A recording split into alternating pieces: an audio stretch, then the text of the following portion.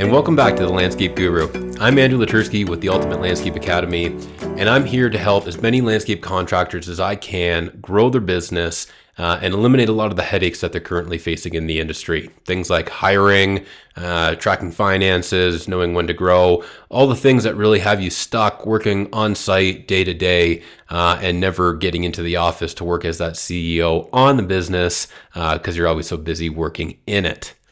Now, if you joined me on the last episode, we started getting into hiring new candidates. We talked a little bit about creating a really compelling job description, not that classic now hiring applied today kind of thing that used to be the gold standard. Now we really need to include the information that gives them more about our company, right? We want to kind of sell them on our company. This is what we do. This is what these are our values, things like that are really important. Here's what you're expected to do. Here's what you'll get. The more information we give them up front, that's just like trying to get a client. If we can give them more information about our services and what we do, they're better informed, they're better educated, and they can make a better decision. So we also jumped into a little bit about where you can post these job offerings if you're looking to hire, and then talked a little bit about word of mouth advertising and how far that goes when it comes to new hires. Today, we're going to keep going down the pipeline on the hiring aspect. And today, we're going to get into a few things about the interview process. So first off, I just want to say, if you're at this stage, that's great. You've obviously got yourself some good candidates. Your advertising worked. You followed some steps, maybe outlined in the last episode, and you've got somebody that's potentially qualified. So that's great. Now, we obviously have limited time. We're all out there working around the clock, it seems like, and we don't have time to do 2 or 3 weeks worth of interviews. So we really got to find a way to streamline this process and do it quickly. For each individual out there, they may have a preferred method of doing these interviews. But I can tell you with the new age of all this digital Zoom meetings and everything else, honestly, the days of having somebody come into the office, unless you really want that, it's just not needed. As far as initial interviews to get things moving a little bit quicker, I recommend starting with a form. So it's really simple. Throughout the advertisement for hiring, however you got their information, that's great. If you used some sort of Google form to ask questions, you already know a lot about them. You should have asked things like what their interests are, what are their hobbies, where they want to see themselves in 5 years. This is really a great question because it gives you an indication of whether or not the individual you're hiring has their own goals. They should. If they don't, then you have to wonder if they're going to understand the fact that you have goals in your business and whether or not they're actually going to help you towards reaching them or not. It's a really good idea to have that secondary form ready to go. And on that secondary form, questions that are on it are going to be the ones that you really need to know about, like exactly how many years you've had experience in the industry. What kind of products do you like to work with? What kind of lawn equipment are you proficient in? Get into the nitty gritty questions and really find out, depending on what position you're hiring for, maybe it's a designer. What design software do you know how to use? How many years have you used it? Would you say that you have an eye for design or you prefer to do designs based on what other people tell you? Ask a bunch of these questions in a form, because that way they fill them in on their own time. They can, you're going to take away some of the uncomfortable interview process. Some people, I've had guys come in that are the most fucking awkward individual you'll ever meet in an interview, but actually some of the best installers that I've ever had the pleasure of working with. So take that awkward interview stage out of it if you can, and get as many questions through some sort of online form out of the way first, and use that to qualify them. So if they are able to fill that in and the answers are something that you like, then when it comes to the interview process, it actually should be very quick and mostly related to them and them asking questions. And now you think, well, interview means I ask questions. You've already asked all the questions through the form. You've got probably 90% of what you need to know about the individual from the form. And then you just got to kind of figure out if they can walk the walk after they talk the talk. So, you might ask them a couple questions just to explain in detail about their answers. But otherwise, during that interview process, turn the tables over to them and ask them what questions they have. If they don't have anything that comes off the top of their head, have a couple questions prepared. Ask them if they want to know about benefits. Ask them if they want to know about employee growth opportunities. Ask them anything that you have an answer ready for that actually may make you come off seeming like you're even a better choice than the other company that they're looking to work with. In today's market, we're having a hard time finding new hires, and becoming the best option, even if you're maybe not the highest compensation. If you really care about the individual and that comes through in your interview process, they might choose your company over the next because they value some of your values more than they value their paycheck. All right, so Zoom meetings to get these interviews done. If you're trying to save time, nothing kills a day like booking every half-hour interview. Just line them up online, let them know kind of a window, and then go from there. That's going to save you time in the interview process.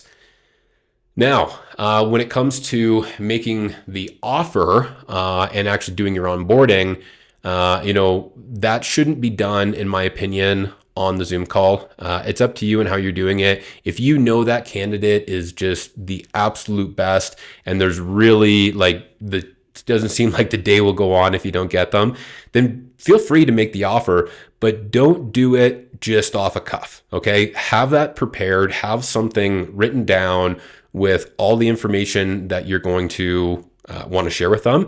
And if you know how to use Zoom well enough, you can share your screen, right? Say, hey, I'm going to show you the offer. I want to bring it up. We're going to talk about it. And then I'm going to send it to you, right? Don't make somebody make a decision on the spot. It's not fair. It's just their life that they're trying to decide. Tell them that you need an answer by such and such a time. In my opinion, you can ask within 24 hours. But decide, depending on how many candidates you have, whatever it may be, you decide on your timeline. But again, the reason I will say not to hire on the spot is remember that if you have a stack of candidates in front of you, what if candidate 3, 4, 5, 9 is actually a better option for your company? So you're better off just to tell them about the job position, ask them some questions, get those back, and then just let them know you're going to follow up with them.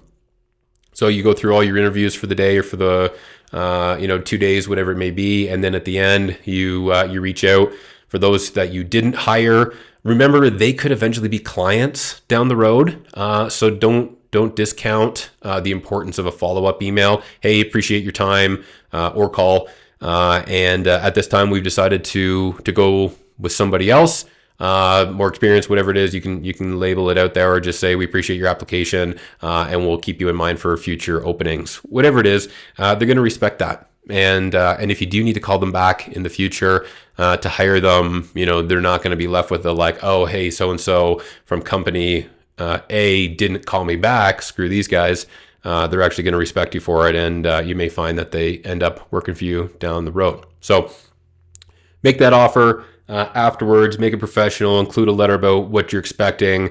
When I talked about the onboarding or the interview process and asking about their interests, that's really an important one, because include something about their interest in your job offer. Like if they mention they love RVing with their family, like when you do the job offer, talk about, hey, John, it was great to meet with you. We really appreciate the time that you took to fill in our forms and the interview process.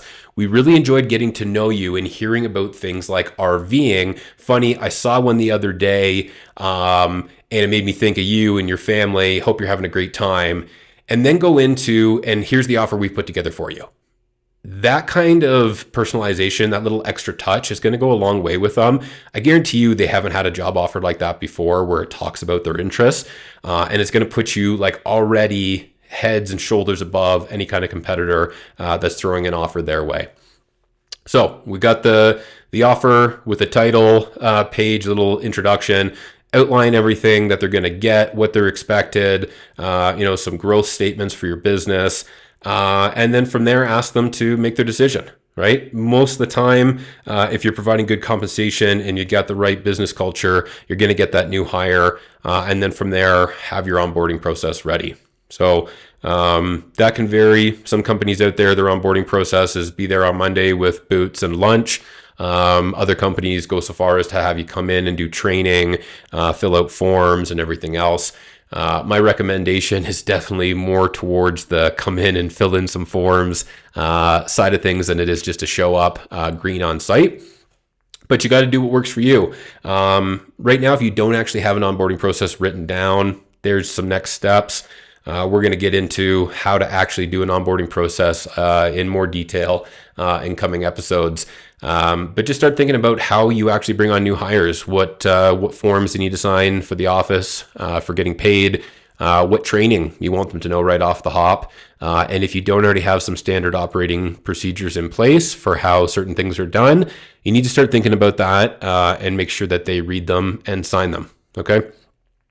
Lastly, in this episode, because I don't want to keep you guys too much longer, is we're going to talk about some employee retention strategies. I touched base on it earlier, but asking about what their 5-year goal is. When you ask about somebody's 5-year vision or their 5-year goal, you actually put them in this part of their brain that's kind of like a abundance mindset. So it takes them out of the shit that they're in right now, and they envision a perfect life 5 years down the road. So they start thinking about, I want to have this and I want to have that. I know how great it would be to have a house and free time, whatever, all these different things. And you bring them into a part of their brain that they probably don't enter very often. And what you get out of that is eye-opening. People actually, I've had even clients, other contractors that are growing their business say to me, wow, I didn't realize what my actual vision was and how much stuff I need to do to get there. So on one side, it's great to know that vision. On the other side, knowing that you have a lot to do is tough. But if you don't actually write it down, you don't have an idea, how are you ever going to get there? Same thing with the employees. If they don't write their vision down, how are you as an employer going to help check the boxes on their way to the 5-year vision and keep them in your business? Right? Quickest way to lose an employee is to keep them at the same position and never talk about what matters to them. So shift your focus, start asking your employees about some of the relationships, like who are the most important people in their lives? Are they married, girlfriend, boyfriend, whatever it may be? Do they have kids? Do they have a dog? You'd be amazed with how small amount of investing you need to do into somebody's life to actually make a big difference. They're just not used to having that kind of interaction on most job sites. So take an effort and to get to know them a little bit better, find about their visions and what's important to them in the future. And you'd be amazed how quickly that builds some really good employee retention down the road. So that's everything that we got for today.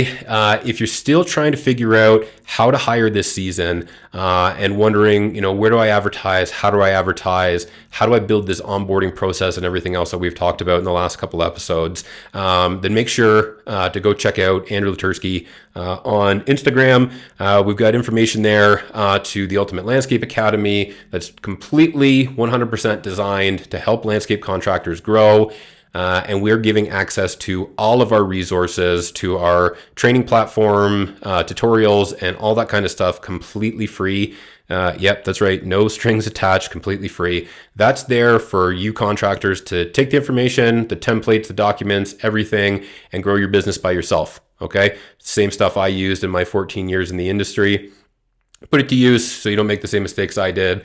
And along the way, if you decide that you want a little bit of help, some accountability, or even like kind of next level classes, we do have some options within the ULA platform that you can learn a little bit more about. Send me a message and we can chat about how we can actually grow your business together. That's it for today. Look forward to chatting with you next episode.